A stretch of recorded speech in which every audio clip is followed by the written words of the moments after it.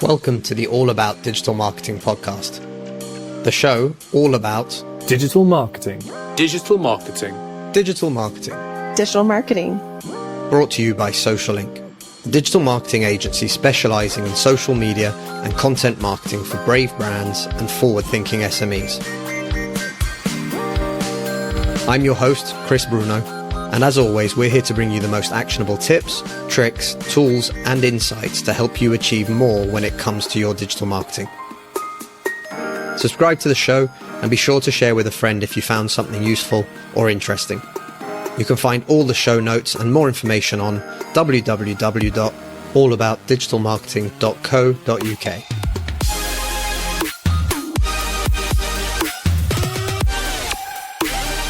Gareth, thank you very much for joining me today.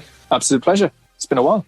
It has been. And to be fair, the All About Digital Marketing podcast that you were an integral part of starting.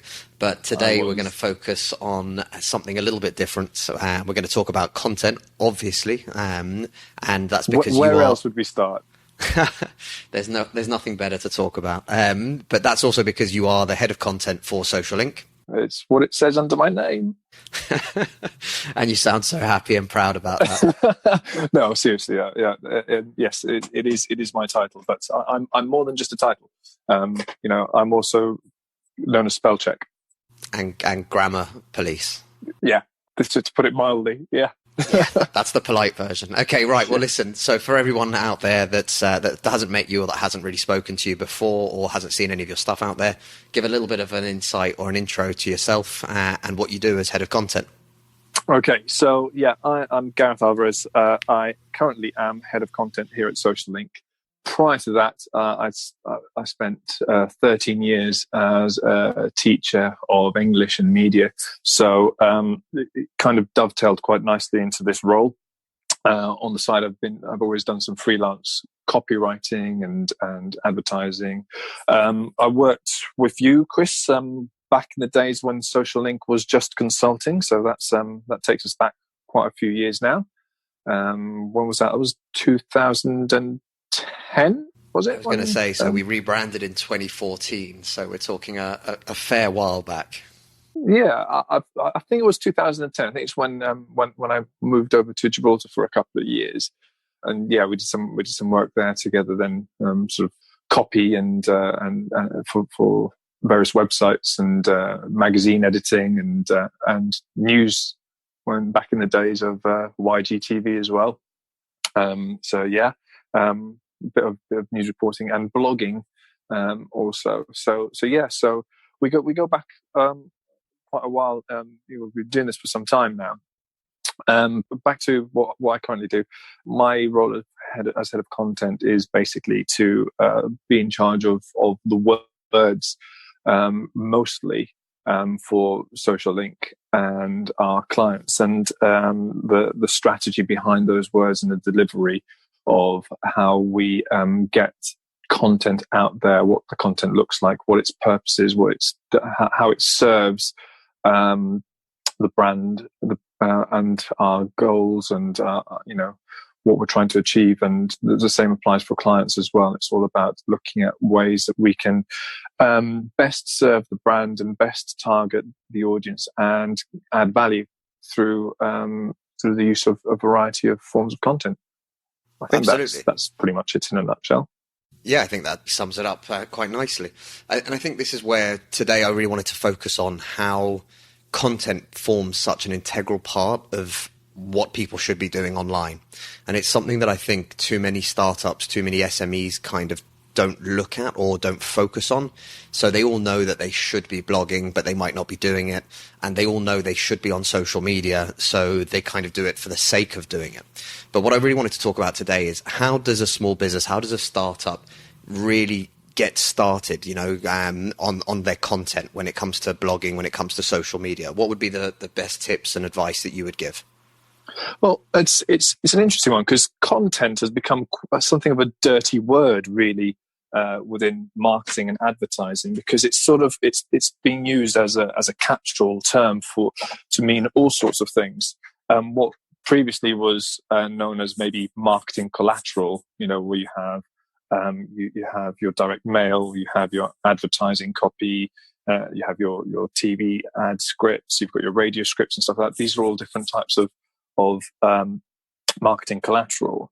And now we've taken those offline sort of marketing practices and put them online. And now, instead of calling it marketing collateral, we call it content, because effectively that's what it is. It's all about generating content, and within underneath that umbrella, you get all sorts of different types of quote unquote content, which includes blogs. Your website is content. Your FAQ page, anything that's going to, the audience is going to connect with in some way, or anywhere that you can give some sense of value, or entertain, inform your audience, whatever's going to basically engage with them, that comes under content. It could be an infographic, it could be a video, it could be a podcast, it could be a blog, it could be a social media post. It takes all forms.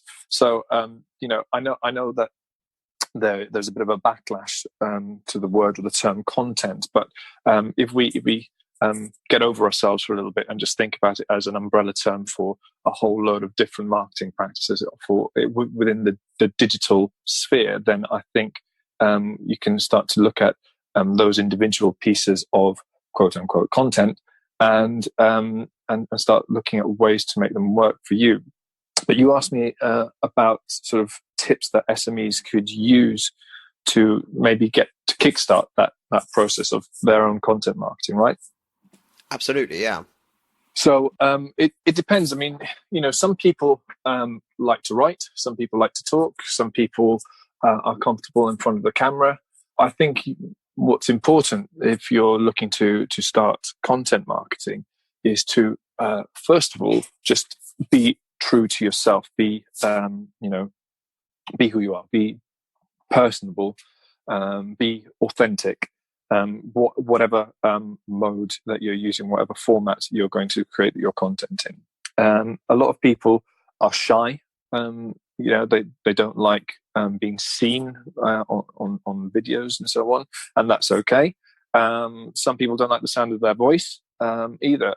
It sounds very different in your head to when you hear it back as a recording.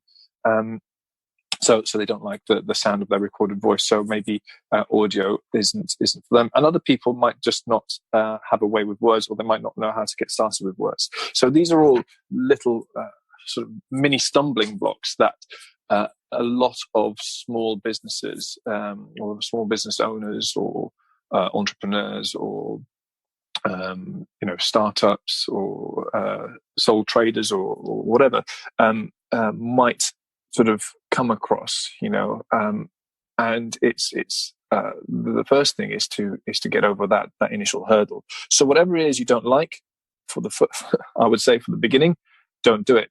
But everyone can write something. Okay, everyone can write something. I think that's the really good point there. So it's when people turn around to us, and we've had lots of conversations with companies and businesses and solopreneurs, like you say. But when we talk to them and they say, I'm not a writer, I can't write. And the thing that I've been talking about a lot recently on the podcast is nothing comes easily to anybody, really.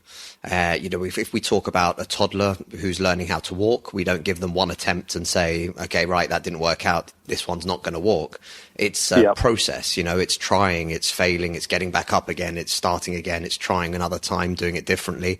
And I think that's what's really important about blogging. What people sort of tend to think or imagine in their heads is having to spend 4 days researching an article, then spend another 4 days typing up a 5,000 word article, then getting it proofread and edited and whatever else afterwards. But the reality is very different. When you're looking at what your audience wants, who they are, what it is that you do, you're in the best possible position to be able to talk about yourself, your proposition, who you are, and how you can help your audience better than anybody else can. And it's not something it's not something that requires, days and days and days of work. And I was wondering if you'd agree that one of the tricks and techniques that we use with clients, especially in the early days as an agency, we basically ask people to give us bullet points for information about an event or information about a product launch or whatever it would be. And then we use those bullet points to kind of formulate and build out an actual blog post. Would you say something like that would help people that are kind of scared and a little bit not sure how to get started? Absolutely. I mean, just getting thoughts down on paper first, or digital paper, you get it onto whatever sort of word processor you use. But yeah, absolutely, get some ideas down, and then start fleshing them out. I really like that analogy of the toddler, because it's one that I've used before, particularly when teaching students, filmmaking or writing. It is about that. You never you're not born being able to run. You go through a process, as you mentioned, of trial and error, of failure, and learning from those failings, and then figuring it out as you go along. And I think that's highly applicable to content marketing. It's just about getting it done, getting something done. Doesn't matter what it is. I mean, you and I both know that we have almost a bit of a mantra of being publish ready, not perfect.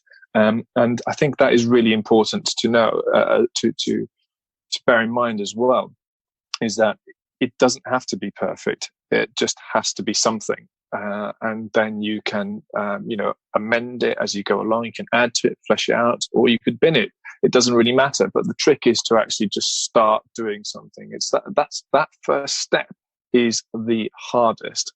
And it's as cliche as it might sound. You just need to start with baby steps. So yeah, bullet points are a good way to get started. What do you want to talk about? What do you know? What is your audience interested? Or if that's still not something that you've quite sussed out yet, then talk about yourself. Talk about your business. Talk about who you are, what you do, what your product is, what your service is. Talk about your industry. Just show some insight, some understanding of the industry, so that people will start to link you with or see you as some sort of authority, and therefore you start to build that trust in that, okay, this guy knows what he's talking about, or that's really useful, that's really interesting, I can use that for myself, or okay, I don't quite agree with that, but he still makes a good point. It doesn't really matter whether people have a positive or negative reaction to what you write, so long as they have a reaction. I think it might be Oscar Wilde who said that the only thing worse about than being talked about is not being talked about. And that's absolutely true. It's better for people to be talking about you for positive or negative things than not being talked about at all, because that means you're forgotten. So you need to be out there and in the public sphere, and getting people engaging with you. And the best way to do it is to just start talking. I think I was on Adam King's podcast a couple of days ago, and we were basically talking about it. And he said it. I can't remember who the quote is attributed to, but if your marketing hasn't offended at least 3 people by lunchtime, then you're doing it wrong. That's brilliant. Now, I don't want you to take that away and go start doing crazy things or anything crazy. After this recording, I'm going to start writing a blog post full of expletives and see what happens. So we're not going to go that far. But the idea being that I think that there's an element, people say I can't write, or I can't blog, or I can't put a video out, or I can't create a podcast. And the reality is, well, yeah, exactly. Excuses, but it's also, there's a fear in there. There's a fear of how's it going to be received? How are people going to see this? And I think it's really failure. Well, exactly, but it's what you're framing as failure, and I think that's the main thing. So having somebody say, "I disagree with this post completely," is not failure. It's basically weeding out, and it's not just opinion, but it's also weeding out and creating who your audience actually is and who the ones that are actually of value to.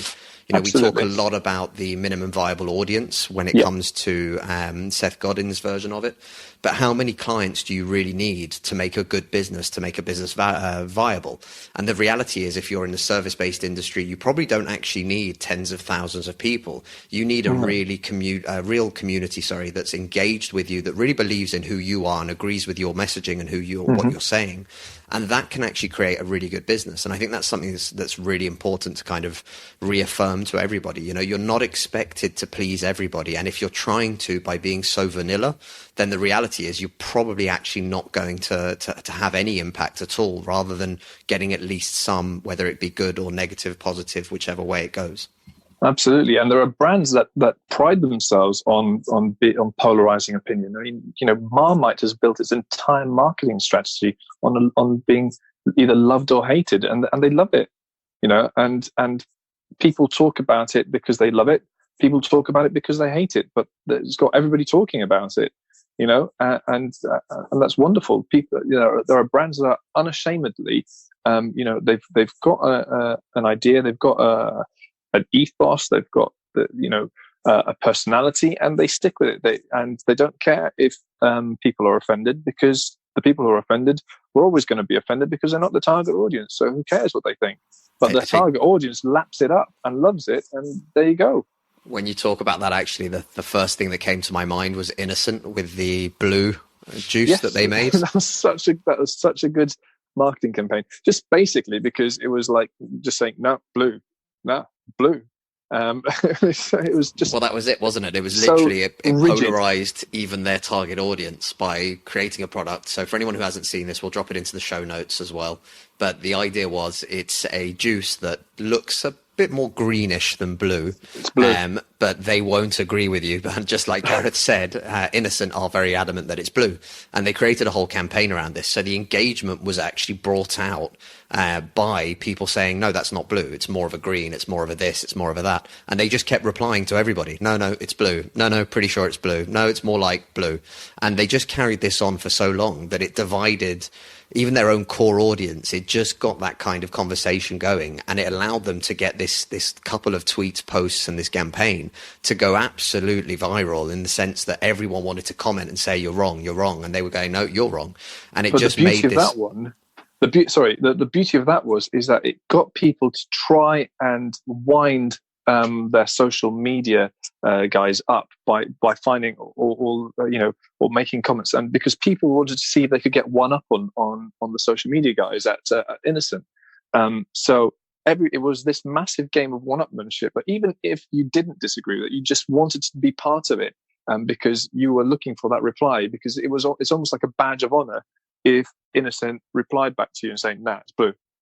So that in itself was a genius part of it. It's like, by getting people to the point where they desperately want to be part of your campaign and involved and engaged, and to then to get that comment, to get that retweet, to get that like, whatever it was, that was I think personally anyway, what was really good about it is that it made people want to reply or want to interact, whether they agree with you or not, because they felt that they wanted to be part of it.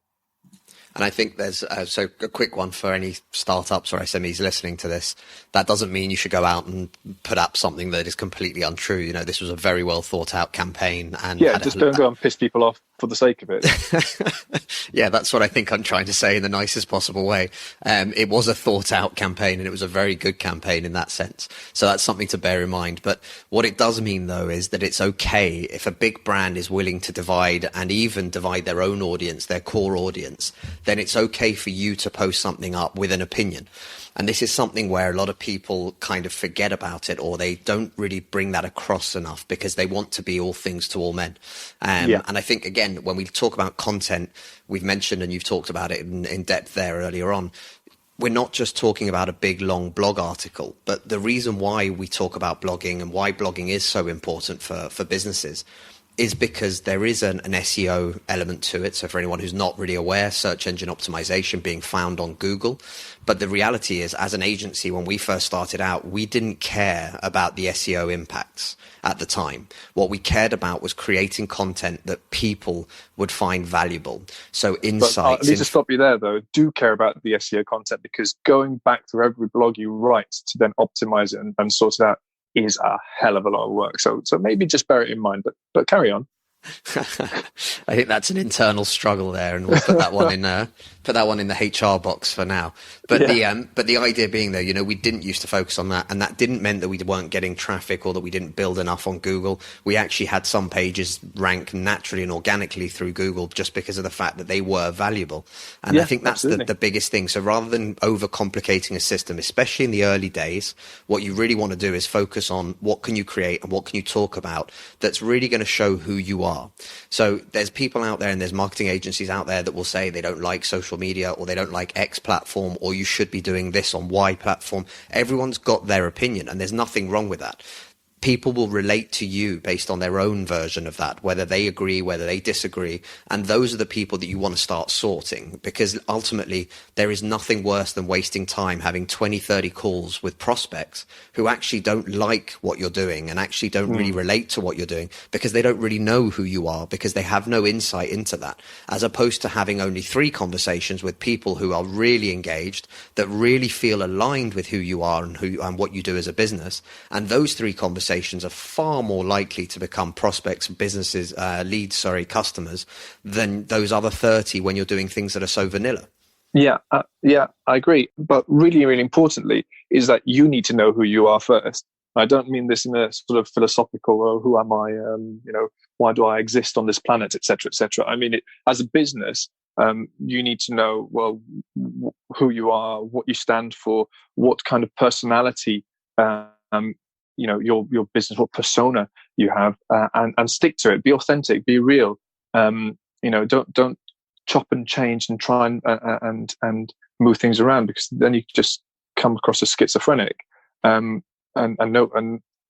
knows, what persona they're going to meet on which channel or how you're writing. So you need to have it quite clearly defined as how you're going to approach this thing, what kind of tone of voice you're going to have, how you're going to communicate with your target audience. And once you know that, then when you write an opinion, you can, or when you share any content, make sure that it's in keeping with that personality and that tone of voice, so people become familiar with it. And just as we are as people, everybody's different.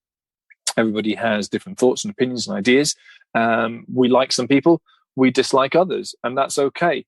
But if so long as people that we meet are genuine and authentic, there's no sort of veneer, or that they're not hiding behind some sort of characterization that they're putting on for some imaginary cameras. People who are always I went to I did a master's at RADA, the Royal Academy of Dramatic Art in London, and that was full of people who were always on. There was so much drama everywhere. You didn't know who the real people were.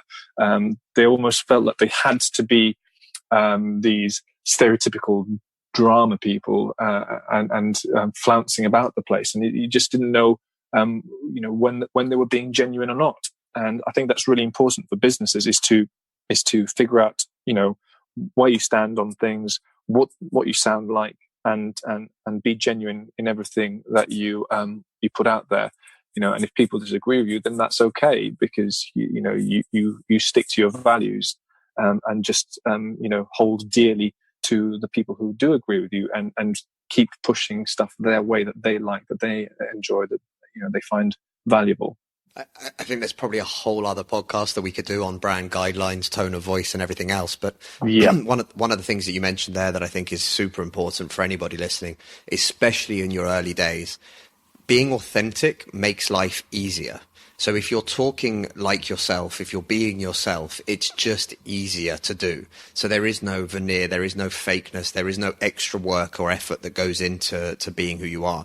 And I think the biggest thing, I got asked this question a couple of weeks ago doing a talk for WeWork Labs, and I refer to this a lot, but somebody who's just created a startup asked me the question, which was exactly this, how do I find my tone of voice? How do I find those brand guidelines? How do I create that?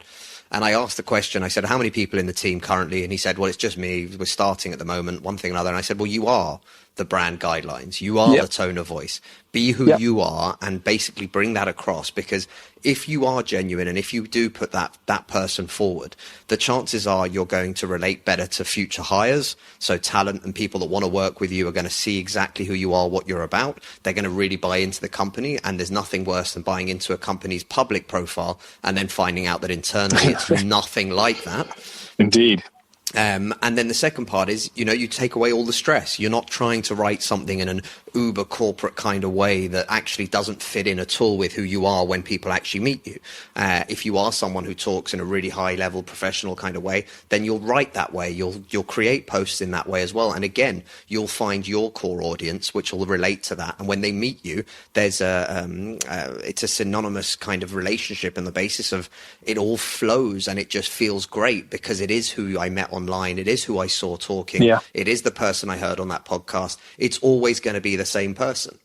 Yeah, completely. I mean, it's that kind of to thine own self be true thing. Is just be yourself. Just be who you are. For someone who said all his classmates were far too dramatic, that was a very sort of Shakespearean moment there with your quotes. Well, what can I say? I taught English. I taught English for 13 years. I think I'm entitled to quote every once in a while. Thank you very much. But the idea there is that, just be genuine, be yourself.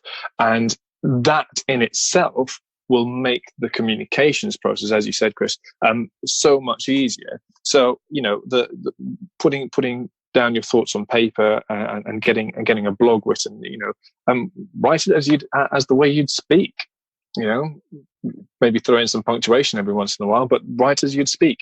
It's only you who thinks punctuation's that important. It really, really is. The difference between knowing your shit and knowing your shit. Yeah, or the difference between let's eat grandma and let's eat grandma. So the idea is that it's not as taxing as you may actually think to get stuff written down. It is genuinely easy. It's always just that first step. So if you've got some bullet points down, and then just let it flow. Even easier. You could just dictate it to your computer, and the words will come up on screen, and there it is. As you'd say it, you can then go back into the document and tweak it and improve it if you need to. But just that kind of conversational approach just resonates with people more, because people feel that they're being talked to, and people like being talked to for the most part, unless it's a cold call. And unless it's a recorded automated message telling me that I was in an accident recently, even I've though been I wasn't. In several this week. Yeah. It's a really interesting one, though, because again, I think it always comes down to this fear of starting. And I think one of the things I wanted to point out, when we started this podcast, we recorded the first ever episode. We didn't have a name. We weren't 100% sure of the exact direction and how we wanted to build this out and what we were going to do with it going forward. But we wanted to get started. And something that we've done internally is to have 30-day challenges. Now, some of these haven't gone down quite so well with the team, and Gareth will get a chance to voice his discontent with me for certain things. But one of the reasons why we started the challenges was to basically be able to show people that we were talking to, businesses that we were talking to, that if we can do it at such a high level and such extreme levels, that there are no real excuses and no barriers to entry for anybody. So in June, I believe it was, that we did 100 blogs in the month. And we did. As a team of only 4 people, that's a massive task and a massive undertaking, and it's not something I recommend for everybody. In fact, I strongly... No, don't do it. Yeah, there you go. Gareth said it for me. I strongly tell you to really reconsider. But the idea being that if we could do it to that kind of level and that kind of extreme, there is no excuse, whether you're a solopreneur just starting, you have your first couple of employees or anything else, that you can't write a blog a week to give people an update, to give your audience an update, and to share with all the stakeholders involved in your business. So that goes for employees, for suppliers, for customers, for everybody, even prospects, to get a bit of insight into who you are and what you're doing. And one of the easiest ways to start by doing that is literally just to talk about what you're actually doing, what's actually going on. give people a little bit of the story, a little bit of the insight. And if you really don't like writing, as Gareth said, you can do things like audio, so you can create a podcast. There's a ton of tools out there to transcribe it. I believe the one we use internally is Trint, Trint, that you can have a look. So you can literally take a recording like this one, throw it into Trint, and it will give you a transcription that you can then go through and you can then clean up. That now gives you a podcast version and a written version. And this is the really key thing. People think you write a blog, you publish a blog, that's it, it's game over, but it's not. That blog, so that podcast piece that becomes a blog, will then be able to be used to create quote graphics, will then be able to be used to create short videos with little quotes and clips from the actual podcast and from the recording. You will then be able to take little excerpts of that and use that on social media repeatedly to be able to bring people back to the blog and back to that article. One piece of content isn't a one and done kind of thing. So even for this podcast, every episode becomes a couple of different short clips. There's a video version on YouTube. There's the audio version on all the platforms that people listen to podcasts. So we're on Apple, we're on Spotify, we're on Google Podcasts. But the idea being that it becomes so much more than that. It's then on the website. The full transcription is available. The short clips get used and shared. And we bring other people into this conversation. And I think that's what's really important. Starting something and getting a piece of content doesn't just require that little bit of effort to then put it out there. But it also then gives you a whole runway of other content ideas and other content things that you can do that are based around that initial piece of content. Repurpose, baby. Repurpose all the way. I mean, we've written a blog about it. I think we've probably repurposed that a couple of times now. Yeah. In fact, I think we repurposed that from a video I did in a canoe. But there you go. But that what Chris is saying is absolutely right.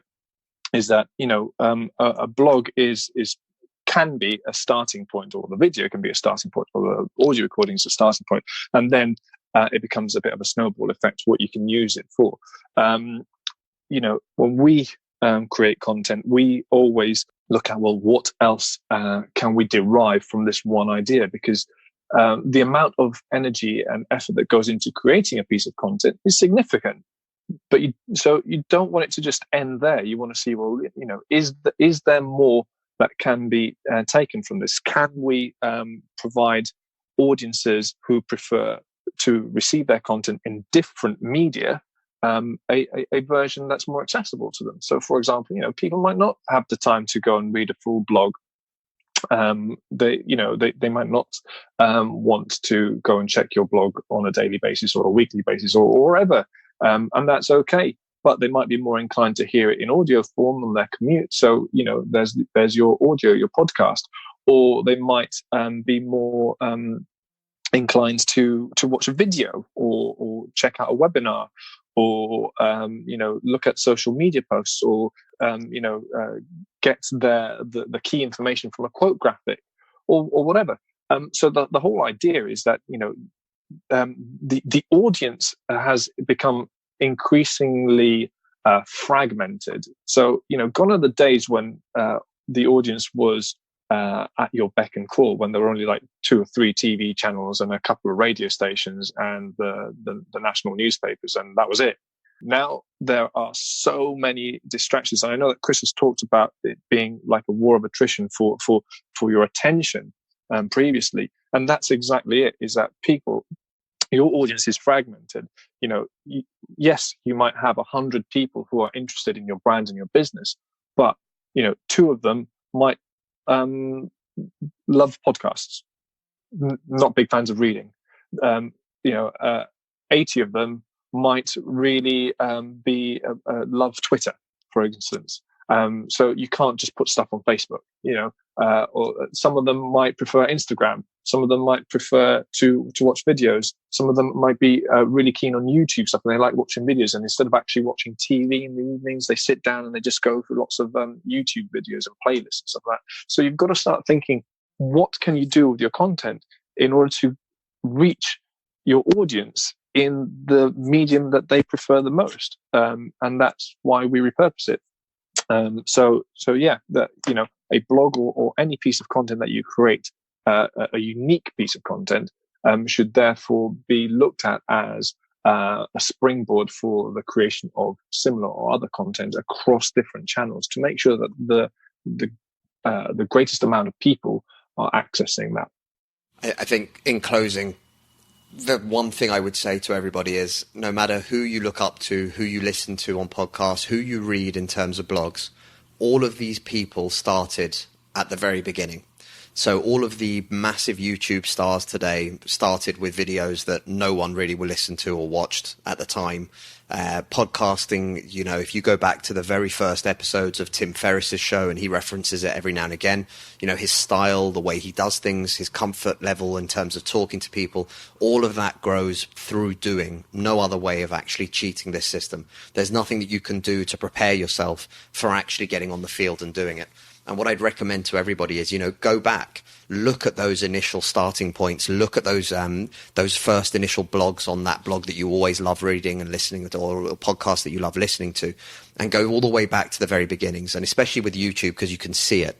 And some of the people on YouTube that have done super well, and I'm talking millions of followers or subscribers, those guys and girls, if you go back, and occasionally they do and they talk about it, they cringe at their first pieces of content compared to where they are today. And that's okay. Natural. Absolutely. Yeah, of course it's okay. But it's something that people want to kind of find a way of skipping. So they think that the overnight success happens overnight, but it doesn't. Yeah, the overnight success happens after years and years. And if you're a fan of Gary Vee, or even if you don't like him, Gareth and I have differing views on the guy. No comment. Yeah.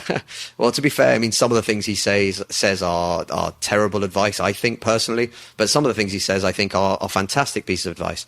But if you go all the way back to see how Gary Vee started, you'll find videos online from Wine Library TV, and you'll see what he was like originally. Gary Vee wasn't born the way he is today. He didn't magically become that person. It's happened after years and years of content creation and getting to that point. And I think the biggest and most important thing is just getting started. If you want people to know about your business, then you have to tell them. If you're not willing to promote your business, why should anybody else? And I think that's the biggest key takeaway from today's episode, is that, just get started, just start doing. And again, just like the toddler learning to walk before he can then run, you will learn how to do things better. You will learn what works well for your audience, what gets in people engaged. And the last bit that I would add, it's not because you've written one blog and it didn't go viral that means blogging doesn't work for your business. Let me just make that really clear. And the same thing applies to social media, to videos, to lives, to anything else. You need to commit to doing this on a regular basis, consistently turn up, provide that value, and then start to see what works and what doesn't for you personally, but also, more importantly, for your audience. Yeah, consistency is key, as you mentioned there, and doing it regularly and not giving up, because the work that you put in today, you won't start seeing results for that 3-6 months down the line, So you've got to be prepared for that. Is that whatever you're doing now will only start really yielding results several months down the line when you've forgotten what you did 3 months ago, and you go, oh wow, okay, so that's starting to pick up. But that's just the way it is. Absolutely. Gareth, thank you very much for joining me today. Before you shoot off, where can people find you personally, as opposed to Social Inc., but where can people find you and have a chat and even ask you some questions about content? Best place to find me, I'm most active on Twitter, so you can find me at @Alvo_Muses on Twitter. That's the best place. Or you could hit me up on LinkedIn. That's also quite cool. I'm happy to chat on there too. Excellent. Well, listen, thank you very much, Gareth. And for everybody listening, thanks for listening. And we'll see you all next time. The All About Digital Marketing podcast is brought to you by Social Inc., a distributed digital marketing agency specialized in delivering results through online campaigns. Whether it's content marketing, social media marketing, online advertising, or web design, we've got you covered, from strategy through to delivery. If you're struggling with your digital marketing, get in touch today by simply visiting www.socialinc.co.